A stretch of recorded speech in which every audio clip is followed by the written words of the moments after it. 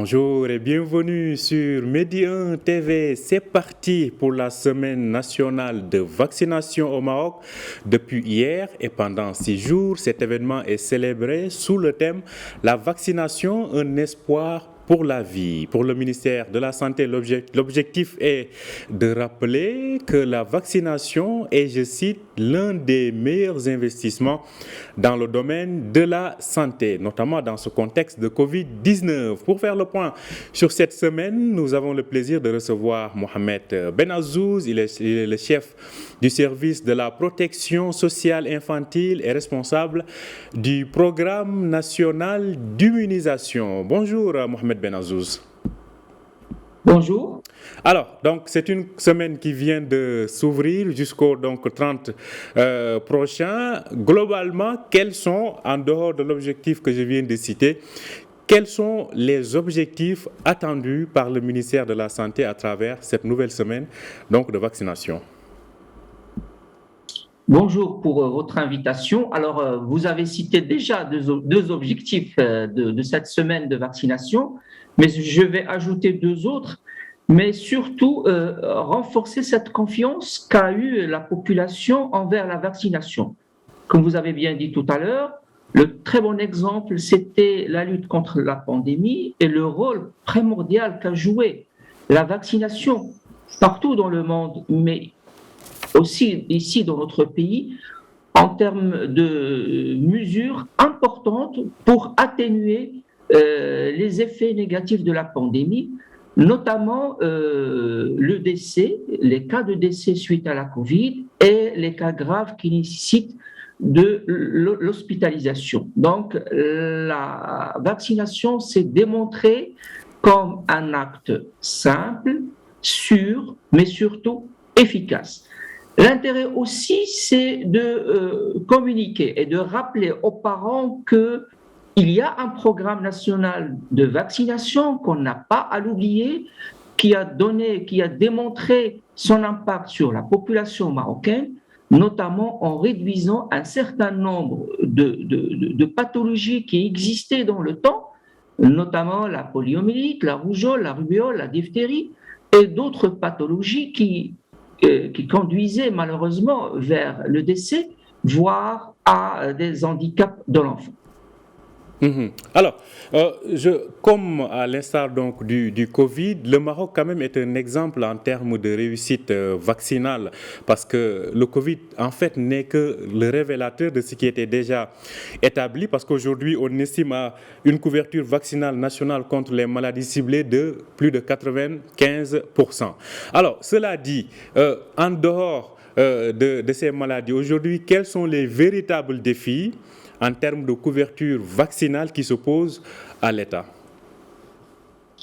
Alors, le principal défi d'abord, c'est de maintenir cette belle performance. Ça nécessite de nous des efforts supplémentaires en termes de planification, de revoir nos stratégies et d'innover en termes de stratégie pour assurer une accessibilité simple et fluide à la population à cette vaccination.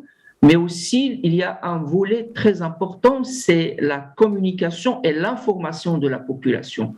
C'est la population qui vient chez nous en grande partie. Donc, on a à simplifier nos messages, à expliquer davantage l'intérêt de cette vaccination, son impact, son caractère sûr.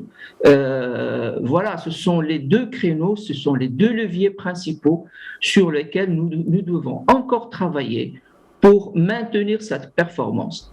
À côté de ça, il y a d'autres défis qui sont en relation avec l'introduction de nouveaux vaccins, l'introduction de nouvelles technologies de vaccination. Nous travaillons sur ça, bien sûr. Alors, on sait que quand on parle de vaccins, les réticences sont toujours là. Pour le cas du Maroc, comment expliquer aujourd'hui le fait de dépasser 95% de couverture vaccinale pour les maladies ciblées? Est-ce, en un moment, peut-être ça s'est rendu obligatoire de façon plus ou moins directe, ou est-ce vraiment une prise de conscience collective qui fait que, au-delà des attentes ou des demandes ou des programmes de l'État, le citoyen lui-même est conscient de la nécessité de se faire vacciner et de faire vacciner ses enfants, par exemple? Au fait, c'est un pacte de confiance qui est tissé entre le ministère, le programme de vaccination et la population. Ça, c'est basé sur une confiance, sur une clarté dans le message. Les vaccins au Maroc ne sont pas obligatoires. La population peut se faire vacciner comme il ne peut pas se faire vacciner s'il ne veut pas. Il n'y a pas de loi qui oblige les parents à faire vacciner leurs enfants, mais il y a ce capital confiance qui est qu'on l'a eu sur la base des années et d'années d'expérience. Et à côté de ça, il y a la confiance dans la qualité de la prestation que nous offrons.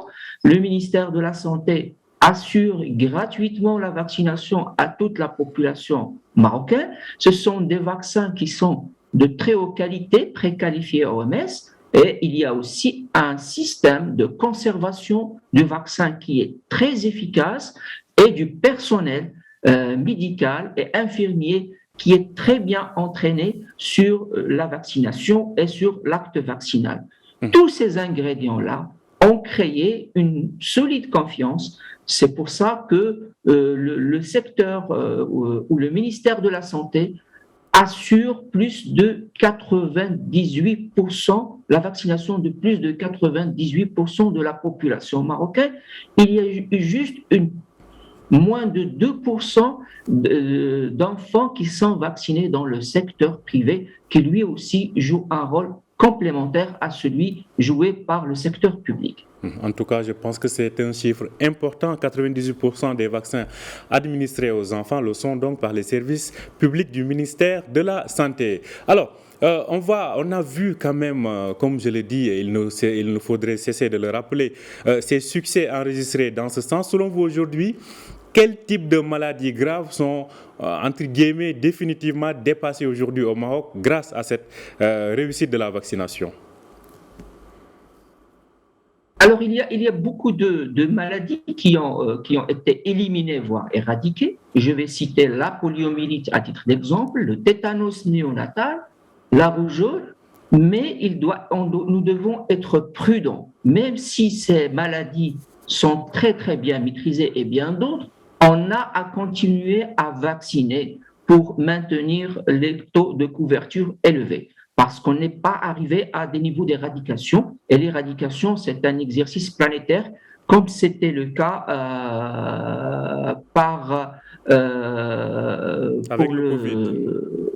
pour d'autres maladies qui sont disparues dans le passé. Le dernier cas de la poliomyélite au Maroc, il remonte en 1987.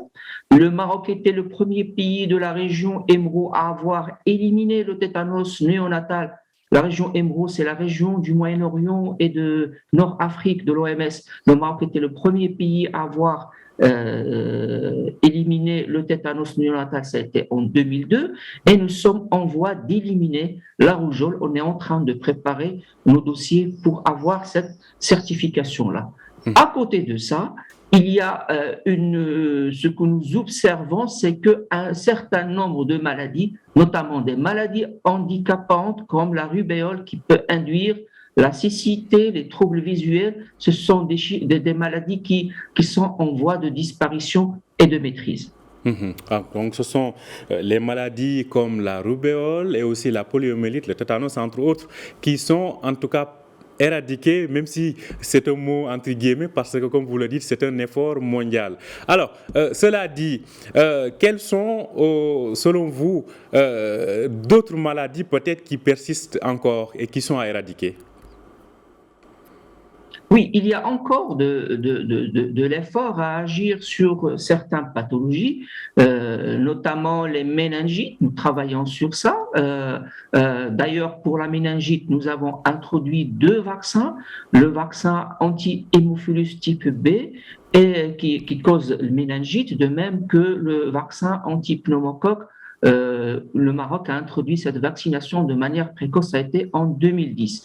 Donc, nous sommes encore en phase d'éliminer ou de contrôler ces types de maladies. Et bien sûr, il y a d'autres vaccins qui sont en perspective. Nous planifions pour introduire de nouveaux vaccins.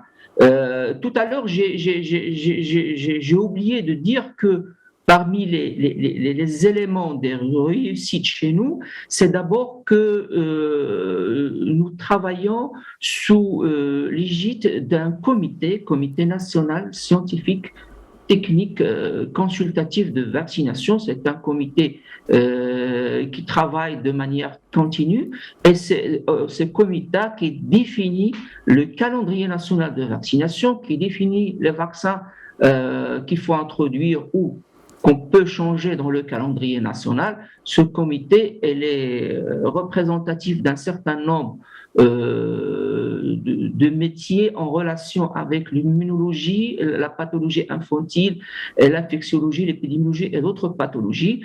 Et voilà, c'est ce comité-là qui nous permet d'avoir un certain nombre de recommandations que nous appliquons. Alors, vous avez évoqué donc de probables nouveaux vaccins à introduire. Alors, quels seraient ces vaccins, bien sûr, après l'aval de ce comité? Ok, donc nous planifions d'abord dans le futur proche à introduire un nouveau vaccin. C'est le vaccin anti-HPV, c'est anti-papillomavirus. C'est le virus qui est responsable malheureusement, qui est impliqué malheureusement du cancer du col de l'utérus chez la femme. Donc c'est un nouveau vaccin. Nous planifions pour l'introduire je pense, si tout va bien, au cours de cette année-là. À côté de ça, nous sommes en train de travailler sur l'introduction de nouveaux formules de vaccins combinés et d'autres présentations vaccinales. En tout cas, c'est à suivre. Alors, nous vivons sous pandémie, même si aujourd'hui, on peut dire que, alhamdoulilah, beaucoup de choses sont derrière nous pour le moment. Alors, comment la pandémie, justement, a impacté le déroulement habituel de vaccination contre les autres maladies? Ok. Alors, la pandémie a impacté à deux, si j'ose dire, à deux niveaux. Le premier niveau, ça a été en 2020, c'est-à-dire l'année où il y avait le confinement. Nous avons constaté dès les débuts de l'apparition du premier cas au Maroc, c'est qu'il y a eu une résistance ou une réticence de la population à aller vers les centres de santé pour se faire vacciner. On était en phase de confinement. En ce moment-là, nous avons mis en place un plan de communication et un mode d'organisation et de formation aux professionnels de santé. Nous avons pu remonter la pente rapidement et même si les chiffres atteints ont été en 2020 étaient inférieurs aux chiffres enregistrés en 2019. Cependant, ces chiffres ont resté au-dessus de 95%. Pour l'année 2021, ou l'année où il y a eu une mobilisation globale pour la vaccination, bien sûr, en fer de lance de cette vaccination, c'était le personnel qui était en charge de la vaccination. Nous avons quand même enregistré une petite diminution, je pèse bien mes mots, une petite diminution de la performance, mais quand même la performance globale reste très rassurante. Alors, vous êtes le responsable du programme national d'immunisation. Une question assez profane. Si on pouvait dire globalement, est-ce la population marocaine est vraiment immunisée aujourd'hui? Immunisé, oui. Bon, ça dépend de quel vaccin on est en train de parler, mais je peux dire qu'il y a un niveau très important d'immunisation contre les maladies cibles. Bien sûr, ce travail-là nécessite de nous de maintenir cette performance. L'immunisation, ça se fait pas sur la base de chiffres d'une année. Donc, il faut, chaque cohorte de naissance, il doit recevoir les vaccins qu'il a à recevoir, les vaccins qui sont retenus dans le calendrier national de vaccination, il faut maintenir ça sur une dizaine d'années et c'est le travail que nous faisons. De dire de manière très simple, immuniser, je peux dire que il y a un niveau élevé d'immunisation de la population sans aller vers cette confirmation que c'est une population qui est totalement immunisée. Ça sera vraiment difficile à donner cette conclusion-là. En tout cas, ça a le mérite d'être clair. Une dernière question assez rapidement. On sait que le Covid a ouvert plusieurs chantiers au Maroc, notamment celui de la fabrication locale de vaccins. Vous, en tant que ministère de la Santé, quel devrait être l'avantage d'avoir cette industrie-là ici au Maroc? Alors là, c'est un rêve très important. Alors pour le vaccin, les vaccins pour les enfants, ce sont des vaccins que nous produisons pas jusqu'à date d'aujourd'hui. Ce sont des vaccins que nous achetons auprès des fournisseurs via l'UNICEF. Donc l'UNICEF joue un rôle important dans cette opération d'acquisition du vaccin. Produire cette vaccination ou ces vaccins ne serait qu'une partie de ces vaccins chez nous, ça sera vraiment une chose très merveilleuse et très importante. Ça va nous permettre d'abord d'avoir des économies, ça va nous permettre de se projeter vers la vaccination à la production d'autres vaccins et d'aller vers d'autres technologies de vaccination. Et bien sûr, ça va nous permettre une indépendance sur ce volet-là. Merci à vous, Mohamed Ben Azzou. Je rappelle que vous êtes donc le responsable du programme national d'immunisation. Merci d'avoir été en direct avec nous sur Média 1. Merci pour votre invitation. Merci. Merci à vous aussi de nous avoir suivis. Je rappelle que vous pouvez retrouver cette interview sur notre site www.medianews.com. Bonne journée, bonne suite de programme sur Média 1 TV.